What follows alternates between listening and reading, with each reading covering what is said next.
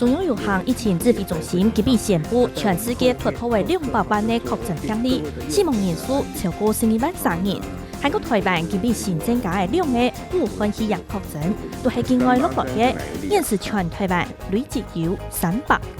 個例嘅。新北市外頭下個禮拜日，也就係20幾日，舉行抗台管制超前部署計劃嘅定期推演。而原因係講發生嘅大規模社區感染，而讓嘅維持上市大肚運作，外界就同樣看作係為到封城先來準備。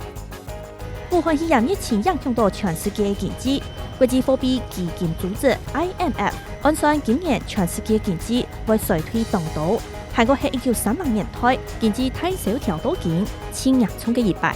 針對我國今年嘅 GDP 做嘅總數亦係超廣大嘅6個百分點，按算今年經濟成長率係-4%。美國總統川普今日宣布，會暫停對世界衛生組織 WHO 嘅金錢援助，佢批評 WHO 政治高估專業，咩冇充分熟悉審查韓國分享資訊，咩唔重視新型冠狀病毒人會在本年嘅消息，冇做到清基本嘅指引。印度確診人數累計突破為1萬358人死亡。